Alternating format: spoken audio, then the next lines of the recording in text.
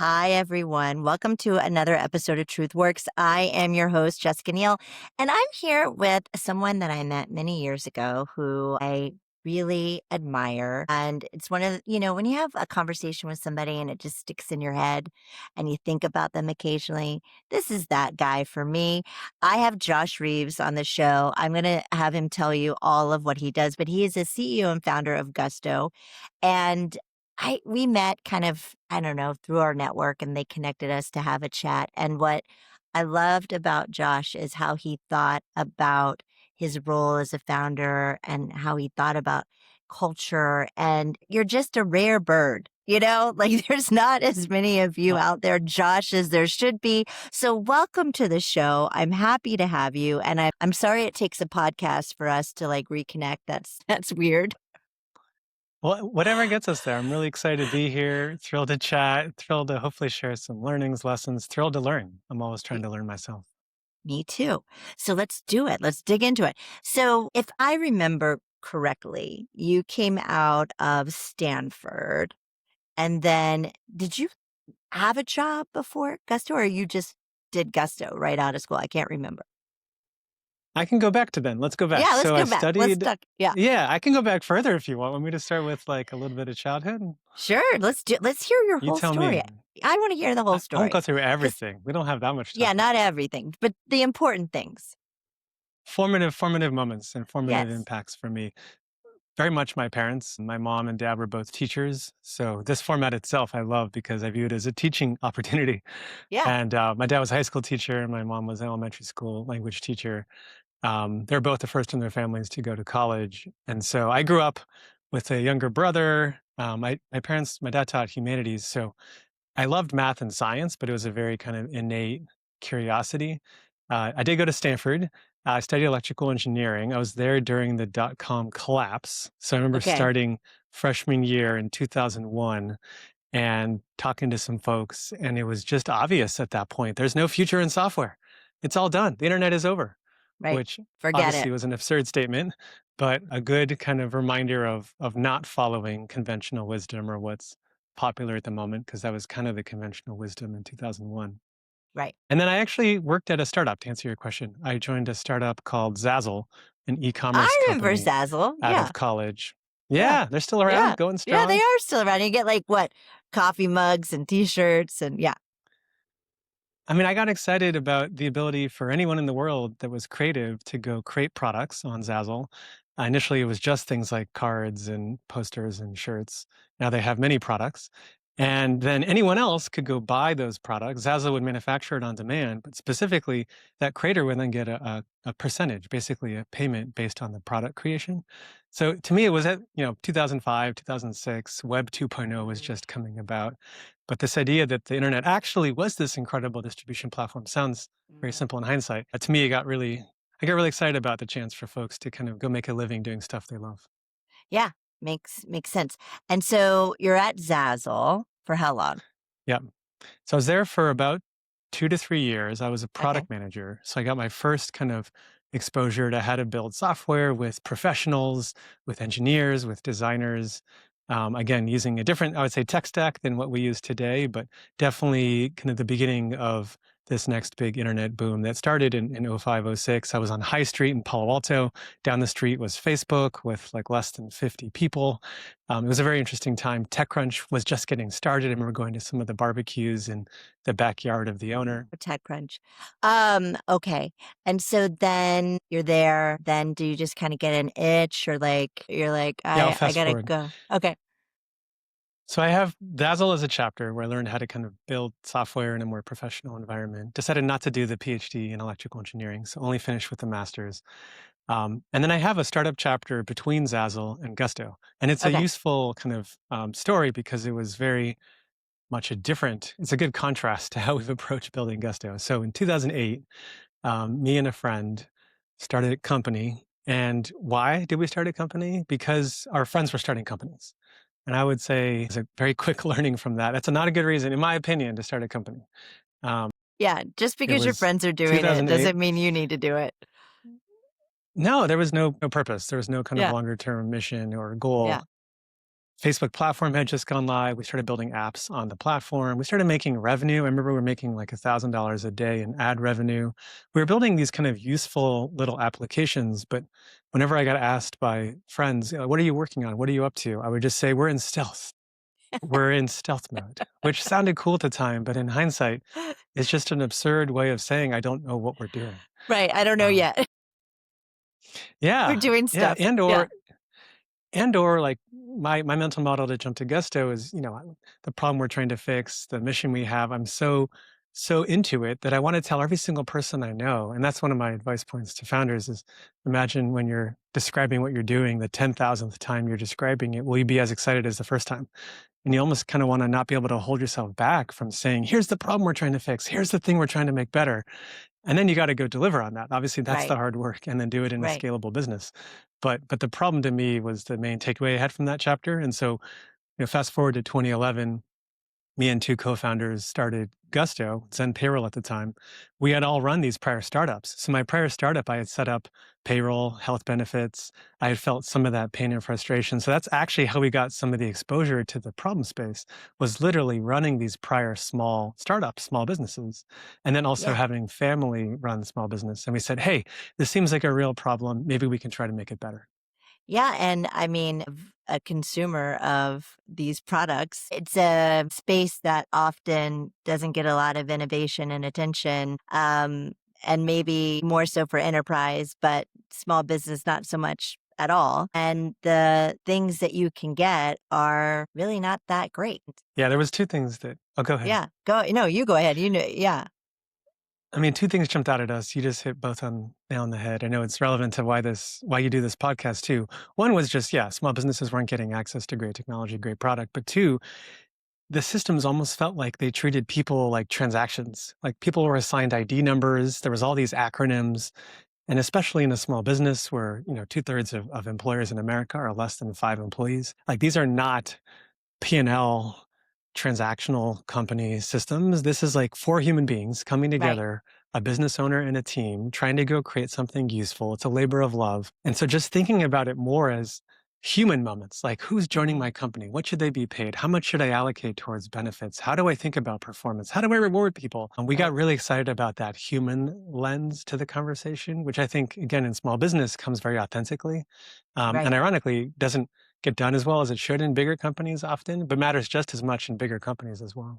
Oh, yeah. I mean, but it makes sense that it was sort of transactional because I think for a very long time, that was the relationship between employer and employee. It's transactional. I pay them to do this and it's administrative. It's not strategic. No, nobody was coming at it from a, human lens perspective. And I'm so glad that you did and that you are because our systems have not been able to keep up with the progression of how people are approaching the workforce and culture. And things are catching up now, right? Because of people like you.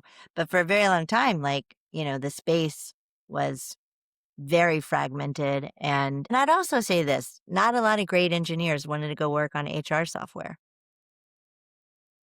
Yeah, I mean, we used to joke, the three of us are PhD dropouts. Like when we were in elementary school, our dream was to go build HR software. No, obviously we had no idea what HR software was.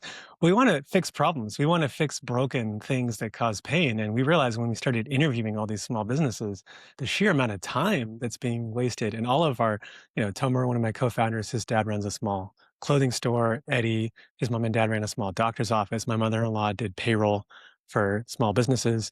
Like you interview and meet, small businesses are all around us, and you realize, this is really hard. Their journey is difficult. They have so many Yeah. different hats they have to wear. And if we can make their life easier and better, that is what gets a lot of gusties, which is what we call ourselves excited. Like that is our progress, is actually making their life easier and better so that they can survive, not just be around in a year or two, but actually maybe grow and be around in 5 or 10 years. And so the three of you decide to do this. And what We happens? dive in, we dive in. And what do you find? And so Hard? first thing Not we had to hard? do was figure out, I mean, we had to figure out, could we build a functioning, we started with payroll. So, we brought in the product quite a bit. But the first product we built was payroll. We view that as kind of the least optional part of the stack. If you don't pay yourself, or if you don't pay your teammate, they quit pretty fast, right? Right. So Oh, yeah. we knew that was going to be the required part of it. And we actually set up a goal where we weren't going to pay ourselves till we could use our own product to pay ourselves. I don't know if you knew that. I didn't know that. That's good. I like that. So a little added incentive. Yeah, right. Because And well, so, I mean, I think that's the point. I mean, it's gotta work, right? And you gotta use your own product and be part of it so that you can build a better experience. So, I I yeah, I so we hope paid I hope ourselves all and we had, founders are doing that. yeah, dog fooding, right? It's, Yeah, basically if you are a relevant target customer of your product, then hopefully you use it yourself, obviously. So yeah, we were a small business. We were focused on small business. We paid ourselves. We paid some friends' companies. And then we quickly wanted to expand to mainstream kind of small businesses we never had met who just heard about us through others. And when we launched in December of 2012, we had 100 small businesses sign up, onboard, set up in minutes, pay themselves, pay their team. And we were like, now we're onto something because they told us how easy it was, how much time it was saving them. And then we knew, hey, now this is becoming interesting. Let's keep trying to make it better and better and better.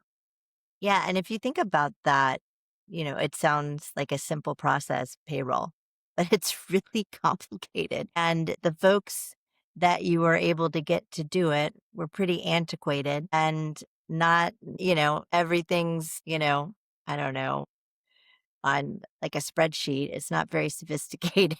And when you're off for an employee by even a dollar, that's a big deal, Yeah, I mean, the So, complexity, very well. There's over yeah, 10,000 different payroll rules across the country, and it's because you have local, state, and federal.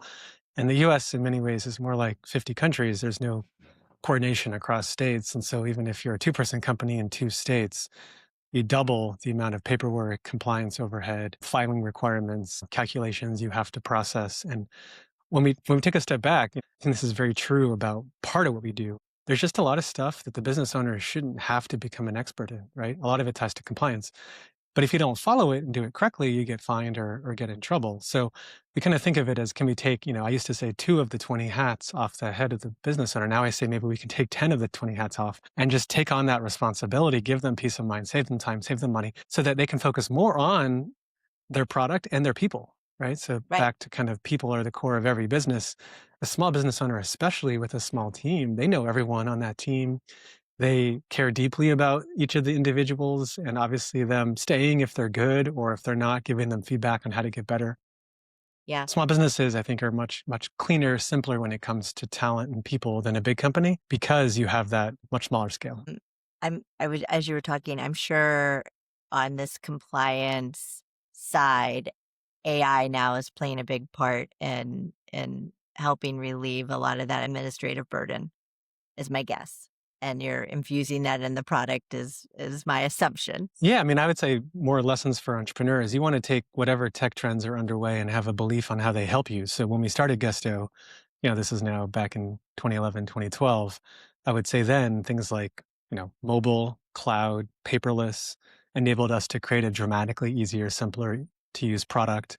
And then from a distribution lens, things like search and social gave us the chance to grow through word of mouth and have organic be the main way that we get more customers to Gusto. And that's still the truth today. Organic word of mouth is the majority of how we grow. To your question, AI absolutely is an incredible tool now, a new technology.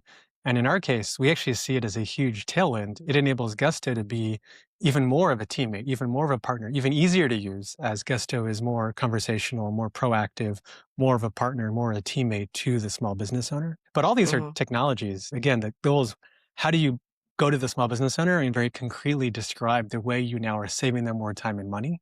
That's still going to be the outcome that we all strive for, or help them Yeah, at least make better decisions or maybe attract a better team or retain their team better. These are the concrete actions that matter most to a business owner. yeah. Time and money are very important. Okay, so you're doing the payroll thing. You then start to see some success. I'm guessing it's not as easy as I'm making it sound. I'm sure there were some days where you were very uncertain. I mean, yeah, we three folks who had never ever built product or software in this domain until we again did it for ourselves. The first question anyone asked me was, "Can you even build it?" Yeah. So, big milestone was being able to build it. Big milestone was then customers loving it. And then it becomes how do we scale it? And a lot of that comes back to people and how we actually Yeah. build the team. Yeah. How did you and your co-founders decide lanes that you were all going to take or not? I mean, did that happen kind of naturally, or were there some kind of conversations that you guys had to have around what really made sense for not only you as individuals, but for the company? So we were very, in hindsight, very mature about it. But I would say some of the reason for that is each of us were second time founders. So I would definitely not say I was as mature about it in my first startup, mostly because I was much more naive. But there's this reflection, growth, chance to learn, improve. It's why I'm a big believer in second time founders. For us, each of us had these prior startups, but when we came together, we really wanted to tackle a big problem. We wanted to try to spend decades of our life making it better. We wanted to make sure it was really clear the value we were providing. And that's what drew us together. And so then we had conversations around, yes, where each of us are going to focus. Initially, we're all doing technical work, but Eddie was very clearly kind of the engineering lead. Tomer was much more the product design, customer experience lead. And once we got the product live, I shifted to be much more focused on go to market. So, how we acquire customers, and then also kind of just generally call it the back office, but running the business, how we do all Mhm. hands, how we do hiring, how we do onboarding, how we do all the different nuts and bolts of day to day moving the business forward. And so we had direct conversations on roles, responsibilities. I was going to be CEO. We were all three co-founders. We also had direct conversations. The other big topic to tackle early on usually is ownership. We're equal ownership when we started the company. And my advice to founders is both roles, responsibilities, and ownership. Have that conversation as early as possible. I mean, if it's uncomfortable, good. Have it even earlier. In our case, it was relatively smooth, but definitely a fan of having that convo as early as possible. Yeah, because when you don't, you can get into situations that aren't quite functional for the company. So it is important to have Well, those. people make assumptions. Yeah, Yeah. disconnects can develop like any relationship. Yeah. Founder relationships, we're 14 years in. The three of us are as close, if not closer, than when we started the company. We're as committed now as we've ever been. And I'm not surprised by that, but it's hard work. There had to be the ingredients of like mission purpose, but Right. also even when we were three people, we would have weekly meetings one-on-one, me Tomer Eddie, me Eddie, where we would go on a walk and give feedback to each other. And Mm, like we have lots of code to write, we have lots of product to build, but going on that walk and just highlighting, three things I'm really excited about and that I think is working well in our partnership, three things that I feel like could get better and improve. Having that direct dialogue when we were just three people, I think again is great advice I give to founders. You want to yeah. make sure you create the time for those conversations as well. Yeah. No, I love that. When did you guys start doing that? Like how early? When we were living, so we were in Palo Alto, Tomer and I were roommates. We had Okay. four other roommates, not involved in Gusto. Eddie was living in San Francisco. you know, Commuting an hour each way when he's one third of our entire team didn't make sense. So he actually lived in the upstairs master bedroom closet for like 4 months. I kid you He not. lived in the closet. He lived in the closet. Poor It Eddie. fit to give us defense here. It fit a queen air mattress Okay. and Yeah. it had a skylight. Okay. So it But was our a roommate window. also our roommate still used it as her closet, so all of her clothes and shoes were in there. Okay. So he had to So, he had to sleep with the clothes and shoes, but he could fit a good sized bed and he had sunlight. yes. And we were highly productive working most of the day. But yeah, when we were living in that house, that was when we started that tradition. And again, it's not complicated, just not letting things build up, the chance to release that pressure valve, have direct open dialogue, have that trust be the foundation. We were still getting to know each other from a work lens. Yeah. And as we progressed in this first few months, those were actually really useful conversations for us to have and then as the business progressed, we kept kind of seeing the potential. Maybe we can actually spend decades doing this. And now we're one decade in, we have decades to go. Yeah. Decades to But, go. that was But always that was always I love that because to do what the 3 of you are doing is incredibly hard. Hardly any folks are successful at doing it. There's so much failure.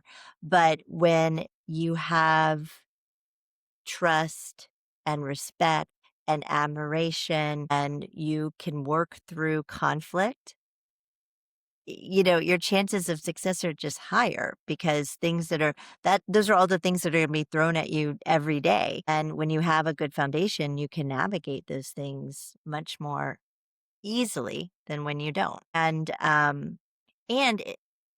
think as you're building the company, that sets the tone for what you expect of employees as well. And it showed up when we were thinking of hiring our first teammate. So the three of us were there from the beginning. But when we were approaching now hiring our first teammate, there's, hey, we need a designer, we need an engineer. That's the skill. But we also really wanted to figure out what about the way we're working that we want to keep. And that has much less to do with skill. That has more to do with things like values. Right. And so I just to close on the founder piece of this, like I always say, you can explore that values alignment early on when it comes to if you're founding something with someone. Um, Motivation matters, like deep passion for the problem space. Obviously, that has to be there too. And then there's luck. Obviously, there's still going to be luck. Like we all hope humans grow throughout their whole life. And you hope you and a friend, you and a partner, you and a spouse, you and a founder grow together. Sometimes you might grow apart. But if all of those ingredients line up, then yeah, we can be 14 years in, more excited than ever about the chance to work together. But a lot of that was based on the building blocks that I just mentioned. Yeah. And so let's talk about you hiring this first person. That's always like a big deal because here it is, the three of you living in a house together, going on walks. Eddie's in the closet with some clothes and shoes. But now you're going to hire someone, and it's sort of hard to bring people into that connection that you have. Yeah. So I mean, how did it work? How did it happen? so we started by trying to codify, like just write down, like what are our values as a team? And like it wasn't a cerebral exercise. It was like, what about the way we've been working for the last several months that, when we have disagreements, how do we resolve it? What about when one of us is tired? How do we talk about that? When one of us, has a strong opinion on something, how do we navigate that? When we, need to divide up responsibilities, how do we navigate that? Um, like, what about the way we've been working has made this so much fun? Because we really loved those first several months. And it wasn't just about the product, it wasn't just about creating something useful. It was clearly also about the way we were working together. So I call that the how. Right. The what is, your product, your business, your business model, your pricing structure, whatever. There's a lot of important what topics. But the how is more where this is about. So we wrote down our values and then we said, hey, now we're going to meet potential people to join this company. And when we're meeting them, let's not just focus purely on their skill set. Hey, we need an engineer. You're an engineer. Or we need a designer. You're a designer. But instead, on top of that, also explore through their work experience. We weren't experts on this. We just really talked to them about prior work, like prior chapters, prior companies, prior internships. And like we wanted to figure out, did they have the same values that we have? And Hmm. so, we eventually codified this as kind of a values interview and a motivation alignment interview. And then that became a part of how we scale. But for the first couple dozen people, it was just us. And especially it was an interview I did with every candidate, really trying to figure out like what makes this person tick? What makes them get excited? What when they're doing their best work, what are the reasons for that? What are the conditions for that? At a minimum, are they reflective and can they even talk about it? Sometimes people can't even talk about it, which means they haven't even thought about like what are the drivers behind that? And then Right. second, as they talk about it, does it align with our approach? And if it doesn't, that just means they'll do better work in a different company. It doesn't mean they're a bad person at all. Yeah. But Yeah. we wanted to figure out could we de-risk that when they do join, you're always taking a leap with a candidate. They're having them join the company, they're believing in you and joining your company, and you still haven't done any work together yet. And so you Right. wanna, as you start working together, actually see the potential become real. We wanted to, Right. create that to be more likely. And we weren't perfect by any stretch. There was some hires we made that weren't the right fit. But I think thinking about the values piece of it and the motivation piece of it early on, not just the skill, was super helpful to ensure that we were bringing in folks that were more likely to be successful in the company. And do you think because you were a second time founder, you were more aware of this and the first time you weren't really as much aware? I mean, there's definitely just more wisdom. Hopefully, we all Yeah. gain wisdom as we progress Yeah. in life. One thing that helped a lot was we had this goal. Again, we had to earn it, but we Yeah. had the goal of like, if we solve a real problem, it's a big problem. We build a real business. This could be something we spend decades doing. So there was always this backdrop of like, if this works, this is going to be what we spend all of our working life doing. I think that brings a little bit more gravity and like seriousness to some of these decisions that maybe earlier I would have been a little bit more flippant about. Right. Um, so I think that would probably be the main driver. Yeah. Well, I mean, Reed had been a founder before Netflix. And, I always talk to people as like, it was a blessing for us because he got to learn what not to do. right? And it's not that he was perfect Yeah. and didn't make any mistakes. He certainly did, but he focused on the things that you're talking about right now, which is how do you work? What are the values? How do you make decisions? How do you disagree? What constitutes someone great in our context versus another, right? And that was his mission in the company because he knew it would matter because at the company he was at Yeah. prior, which was sold for lots of money and he never had to work a day in his life, he would Yeah. say that he hated working there. And I think it probably just gives more kind of license to not have as much FOMO, right? And just focus on like, what do I have conviction in? And, every day is still the biggest, newest job I've ever had. No one ever knows all the things they need to know. But Yeah. being able to trust your gut, have kind of a more rational approach to like, I need to make a decision. What do I know? What do I not know? What do I need to learn? And just kind of be a little bit more steady and even keel about it. Maybe that's called intentionality. That's definitely Hmm. served us well in the journey of building Gusto. And I Yeah. think it can kind of fight some of the like Silicon Valley hype cycle distractions that develop when someone gets too caught up in the echo chamber. Yeah, that echo chamber can be very tempting and distracting, but don't do it, people. Listen to Josh. Okay. So then you start to hire. Now, I guess take us back to today, present day. Let's talk about what's going on because I'm sure the challenges, maybe some are the same, but I'm guessing much different because you've scaled the business and you've been doing it for over a decade, as you said. So tell us what's happening now. Yeah, I mean, for us, everything starts with the customer. That's been true from day one. And we serve over 400,000 small businesses. We're honored to do that. And we've brought in the products. So I can spotlight a few. We help set up small businesses often for the first time with 401k for their team or health insurance for their team. Or if you have an hourly workforce, there's all these different time tools that we offer. So kind of trying to just problem by problem, talk to customer, hear their pain points, and then kind of build something that's useful, helpful, usually takes manual stuff, compliance centric stuff, automates it, streamlines it so they can focus more on their product, their customer, or their team. And so we've made progress. We've been free cash flow positive for several years as a business. Yay. We've made progress in the journey, but I still say we're early in terms of what's possible because factually there are millions of small businesses out there that are still doing things like payroll by hand. Right. There are still millions of companies out there getting fined and penalized. And I just know that if they could know about Gusto and if we were to actually earn their trust, we could actually save them a lot of time and money. Yes, you could. Listen up.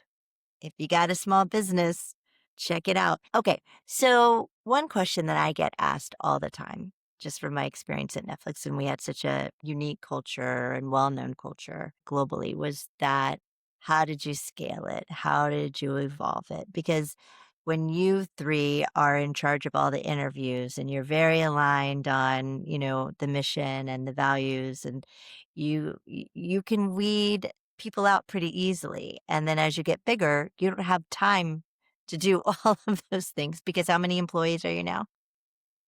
So over 3,000 Yeah, Gustos. so that's a lot of employees. Tell us how you were able to scale the culture. And I don't know how you think about it, but everybody would always ask me like, how do you keep it? And for me, it was I don't want to keep it. I want it to be better Yeah. tomorrow Yeah. than it is today. It's like, how do we get better and better, better? It's not about preservation because as you three were hiring Yeah. your first employee, going to 4 to 5 to 10, very different than 3,000. You have to work differently. Yeah. I mean, I think there's multiple thoughts you just alluded to that seem in conflict, but I actually believe it's possible to navigate. So one would be, yeah, we're not a museum. Like nothing should be set in stone, right? Like invisible rules actually in a company that's been successful to date are a big pitfall because people think don't change this process, don't change this system, it's worked so far. Well, maybe it'll stop working in the future, right? So we have to have this constant mindset of how do we make it better and improve, which means change. Right. On the flip side, what does persist, and if nothing persists, then almost you have no identity, right? So I would go back to values. Like one of our obsession core values principles is this focus on the customer. Customer's number one. I don't believe companies exist for the sake of it. We exist to make our customers' life better. We screen for talent and candidates. We want to understand and hear authentic, real stories in their life of why they want to go dedicate hopefully years of their work life to helping small business. And like that has absolutely persisted no matter what stage we're at. And obviously I can't go screen for that, but it's not that hard to go create an interview, which I alluded to earlier, that is very focused on screening for a candidate's motivations and trying to figure out, even if they've read a script or heard about, Gusto likes to know that you love small business. It's our job, and there's a set of interviewers at Gusto who get really good at figuring out how to get to not just the first or the second order, but the underlying concept of someone sharing really what makes them tick. And that's a skill. I always give advice to folks. If you want to get really good at being a manager, leader, you got to build the interviewing skill. And the only way I know how to build interviewing skill is to do it over and over again. Practice, Hmm. practice, practice. Because every human's different. There's always this joy of learning about someone and kind of how they think and why they think a certain way. And Yeah. that's still a big part of what I spend my time doing, but I don't have to interview everyone. We can have a system of other guesties. We have a hiring committee. I can review certain hiring packets. We can kind of, aspire no matter what size we are to have just as much intentionality about that values and motivation alignment as when we were 10, 20, 30 people. Yeah. No, you do have to build the system. And then at least for me, you have to have people in the organization, as you were describing, that really know how to get to that. At Netflix, it was, not only people from my team, but people across the business who really understood Yeah. our values and how to dig for them. And they were kind of like detectives, right? And very curious. And you have to pull thread and you've got to get the person to tell you more. And you can't just be on the surface because you're not getting to really the truth of things. And it is a skill and you have to practice it. And there's some people who are, I think, I don't know if you agree, naturally better at that than others. And really utilizing those people, even if it's not a job in their function, right, is Yeah. really important. Yeah, I think the innate interest has to be there. No one can and should be forced to do these types of interviews. But if that interest is there, I think it can be great for someone's career growth, development, and then it's all about giving them the chance to go act upon it. Um, I also think there's moments in the journey. I can give some examples where you do stuff that doesn't scale. Like in Yeah. 2015, we were opening our second office. That was really important to me that we didn't have this dynamic as a company where you have the headquarters and then the second office. And, that never made sense to me. Like that's where the real work gets done. And then what does this other office do again? Why would someone join Yeah. that office? Why would you want to be there? And Right. so we kind of had this mindset of no headquarters. Let's have these home bases. We're, did a long search, chose Denver. We do all hands every 2 weeks. And as one example, like it made sense to me that I was going to fly to Denver every month because we do all hands every 2 weeks. So we do one in SF, next one's Denver, one's in SF, next one's Denver. We're going to hire leaders in both locations. For example, the first 10 to 15 people in Denver, I went and interviewed. It wasn't because it was, right for me to interview employee number 150, 151, 152. It was because I was Denver employee number 123. And so Mm. some of it is actually, doing stuff that doesn't scale. I can't do that with every office we've opened since then. But setting that example, I think, does build the momentum and make it clear that it's important so that others then reinforce that tendency. And Denver just as important as San Francisco. True today? Yeah, Denver's our biggest office. We have more guesties in Denver than SF. I was there a few weeks ago. We have an office in New York. We have an office in Scottsdale. We don't have a headquarters. I really view it as these are different locations. We have teams in each. Some of these locations have more broader. Denver has almost every team at Gusto. Some of our locations might have a subset of teams. But generally speaking, we have, a set of hubs where we want to be concentrated. And it's where, a majority of the 3,000 guesties are located. Yeah, no, I mean, as we were scaling and opening up offices across the globe, many of us would go wherever that was and set it up, right? And again, sometimes Reed was more involved, but it could have been our CFO, it could have been a CMO, it could have been me. And we would go and spend an enormous amount of time to set these offices up. I don't want to say correctly, but on the right foundation. And it was from a values perspective, right? Of course, talent and skill mattered, but when you're building something and you're not building it with people who are aligned with your mission and your values, it can go south real quick. And it's not that many shortcuts. I think just intentionality, time, making it a priority is what's key. And then it can pay incredible dividends. Like we've attracted incredible talent in Denver. We're very proud to have that location. We've been there 10 years now, which is hard to believe. We used to say our goal was to be the darling of Denver. I think we've made progress on that journey. And there's great The talent elsewhere darling too. of It's not Denver. about Yeah. Talent's everywhere. Yeah. talent's everywhere, but Okay. we're not necessarily going to be everywhere either. Yeah. Right. Exactly. Okay. So let me see where we are. Oh, we're running out of time. How is that possible? Okay. I have a few more things for you. So now that you have all these customers, all these employees, and your job has changed dramatically from when you were at the house and Yeah. Eddie's in the closet to now. Now you have kids and you have four kids, which I just learned because the last time we talked to you had two. Um, but what is different about you from those days to now? And to be clear, we're not talking about a metaphor of children. I have, yeah, 4 kids. They're 6, 4, and twins that are 2 years old. So I wanted to No, make they're sure the real audience, kids.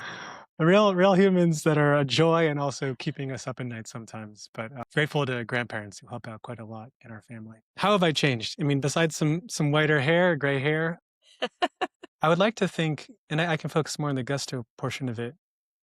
If you asked me 10 years ago would I have liked doing this job today, I would have said I don't know.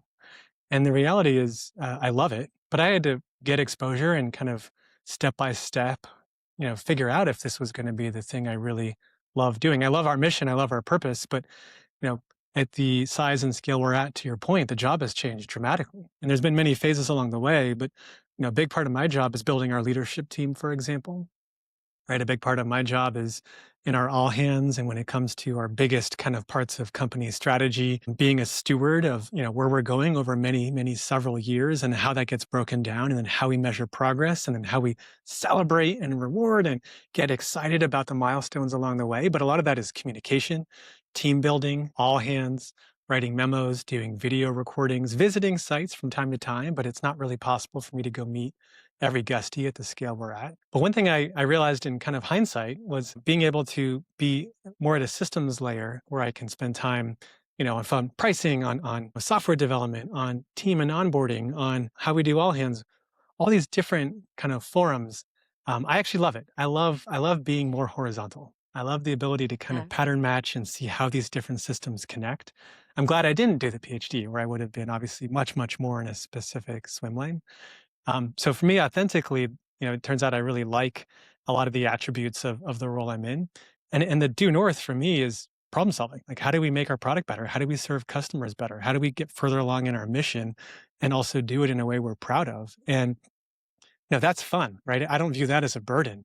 Like the fact that we have these 3,000 teammates, we have 400,000 customers trusting us, that's incredible. And the future will not be given to us. We have to earn it through hard work and continuing to deliver value. But that's how I was raised, right? Put in the hard work, do the effort, put in the time. Nothing is given to you. You have to earn it. And I really love that mentality. And that's still a big part of how we run Gusto. Yeah, that's how I was raised too. So I know that. Did you also like in learning all of these things because you hadn't done them before, did you surround yourself with a network of other founders that had done this and were at a similar scale? Did you go out and seek that, or was it just sort of the three of you figuring it out on your own? Oh, absolutely learning and leveraging insights from others. I mean, even the building, the two buildings that I most spent time in, the Hewlett building and the Packard building, were donations from the co-founders of HP. And I remember reading about when I was in college, the HP way, and being like, what is the HP way? Which I'm sure you're familiar, but if your audience isn't, there's a set of practices and customs and a bunch of philosophy in the earlier phases of Silicon Valley that were all about the how. It wasn't about the product. It was about what was Hmm. the environment that was created to enable this type of innovation to take place. So that was a formative experience. When we did our angel round, we had these founders, mostly CEOs, co-founders that contributed. That was incredibly helpful. I went to Stanford, which obviously gives me an advantage when it comes to proximity to Silicon Valley, but I will spotlight, I went to this seminar, the Entrepreneurial Thought Leaders Seminar, almost every week when I was in school. I ended up running it for a year. those videos are online. They're on YouTube. Anyone in the world can watch those videos and get the same type of wisdom, learnings, insights shared. Maybe you can't go meet the person as easily, but most of that interaction is just getting exposure to someone telling a story and sharing. And I find when people go talk to students in particular, 99%, not 100%, but 99% of people really take off their sales hat. They're not trying to sell their product. They're not trying to go pitch their business. They're really just trying to reflect on when they were a student, like what was helpful and useful to them and what would they want to go impart to students in front of them Right. today. And I really, again, I guess plug there for just any type of college-based speaker series, seminar series, much of which is online. Those can be fantastic inputs to get exposure to brilliant people. Yes. So I agree. So go look it up, And everybody podcasts, that's hopefully like listening. this too, that And obviously podcasts like mine, have the same TruthWorks. approach, same mindset. Yeah, tell your friends. Okay. So, last thing, because we are literally almost out of time, I always ask for my guests to give a piece of advice to the listeners, like a little gift. What do you want them walking away thinking about? So, what is your advice for the listeners today? Okay, I have a one I love to do, but I'm going to try to think of an original one, and then I'll do my go-to as well. The original one is something Okay. I say to my kids a lot these days, and it's I think very relevant. It's a big part of my life philosophy. We kind of alluded to it earlier, but I say to them, "Hey, in our family, we do hard things." And when I talk to college students these days, or I talk to entrepreneurs, or I talk to experienced professionals, it applies to every, I think, age demographic. The things the times when I've learned the most, the times when I've done work I'm most proud of. Right now, it's our end of year. It's a very intense, busy time at Gusto. These are also the times when I learn the most, grow the most, have the best memories of us overcoming obstacles and accomplishing something, often as a team. Usually it's not individually. So, lean in, do hard things, obviously in a way that leads to growth and learning, to me is a Mhm. mantra, kind of a philosophy I wanted to impart to your audience. I can also share I my love other that. favorite one if there's time. Okay. I can just imagine you telling the 2-year-old twins, we do hard things in this family. We do hard things. Usually it's in the moment of like them Get going, on I the don't want to potty. like pick up the cup off the ground. And I'm like, we do hard things in this family. Pick up that cup off the ground. Oh, okay. So yeah, what's your other one? What's the next one? And I really believe kind of juxtaposing my first startup to the Gusto experience. What really has worked for me is, it all starts with the problem, the mission, the purpose, what we're trying to fix, make better. And so I really believe that thought experiment, imagine it's the 10,000th time you're describing what you're doing, will you be as excited as the first time, is really a great thought experiment for every entrepreneur to navigate when it comes to their mission, their purpose, what they're trying to fix and make better. And when it comes to team building, we kind of started here. Compensation does matter, but also if this is done right, people get purpose from work, right? It actually is a form of like pride and impact. They want to tell your family, friends, like, here's how I'm helping, who I'm helping today in my job. It's a form of community. Hopefully you develop real connections with people you work with. And it's a form of, again, compensation. All these can matter if the alignment is there, but it starts with caring about the problem you're trying to fix. Otherwise, work is just a paycheck, which I think is not a very fulfilling, meaningful way to approach work if you can have it be more. Yeah, if you can, you should. And you're right. I can tell that you're still so passionate about it and just the way that you speak. And every time I interact with you, it oozes from you. And I hope that continues for decades to come. I think it will. And you're right. When you're doing hard things with people that challenge you, that inspire you, it's not, it's not fun. It's fun. It's hard. You're working harder than you've ever worked but you're learning more than you've ever learned. When I look back at the best times in my career, it's when I did hard things. But I did it with people that I loved doing it with, and it was incredibly fun. Yeah. Yeah. Yeah. It's as simple as that. We want to do work we like, we're good at, that's helpful, that's useful with others that share our values and care about that mission and purpose. And when that's the case, work is more than just a paycheck. Again, it's a source of meaning and purpose and impact. And again, that's what we wish upon every business owner. To be clear, that's not just about Gusto. Every Okay. business owner, every small business owner, especially, we think is authentic to that mindset. It's a community because it's a small team. Often it's a labor of love. Obviously, the compensation piece matters. It's how they often provide for their family. But that alignment to me is what we hope for every business owner out there. And it's part of our mission, part of our product to go help create that future, frankly. Yes, it is, which I love. Okay. Will you do a career confession with me real quick before you go? Absolutely. Okay. So here's a little context for the question. In high trust work, speed is often rewarded early, but it can quietly introduce risk that only appears later. So here's the question. What type of decision looks slow in the moment, but actually prevents the most expensive failures down the line? So slow in the moment and prevents failures down the line. Is there a trade-off or is it just That's all they said. kind I of don't that know. being Yeah. okay? They're not here, so I Well, I would can think ask them. Yeah.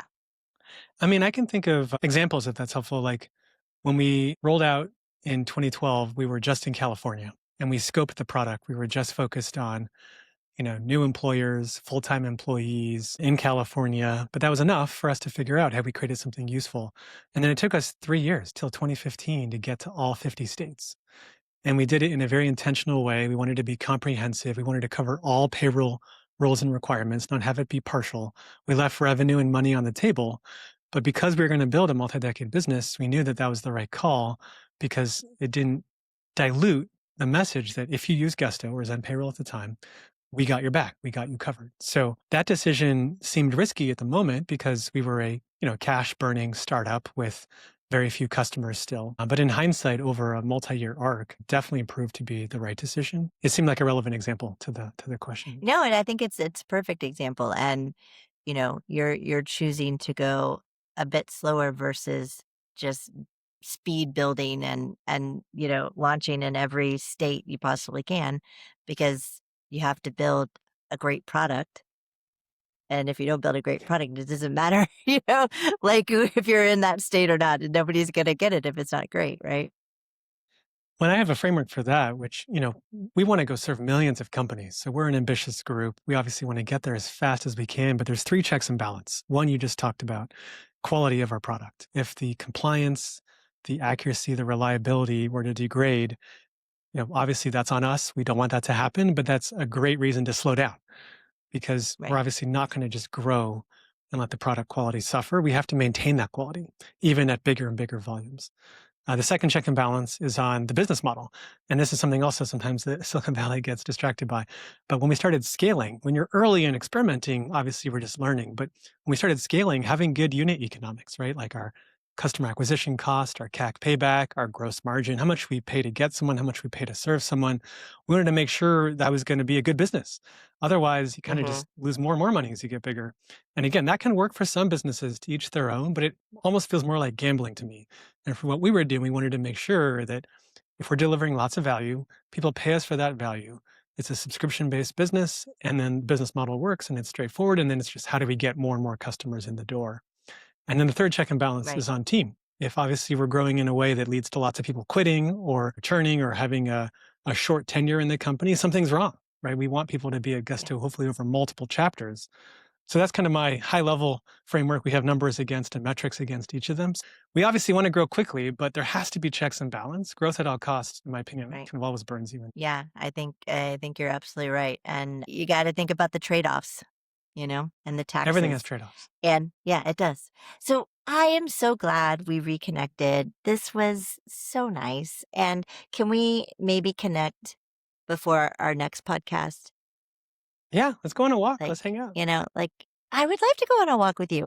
I don't know when I'll be in your area, but I'm sure I'll be there at some point, and we'll go on a walk, and we can give each other feedback. I'm an Eagle Scout. So if you want to go on a hike too, I got a lot of choices to choose from.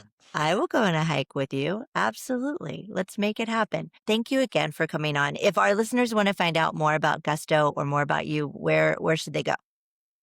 Just come on over to Gusto. Okay. And then yeah, And for me, if you're I'm small, on Twitter, etc. Yeah. okay, Twitter, LinkedIn, all the things. And if you're a small business, you might want to try it out. It's a great product with a great founder. Wow. Trying to get better every day. Yay. Well, thank you so much.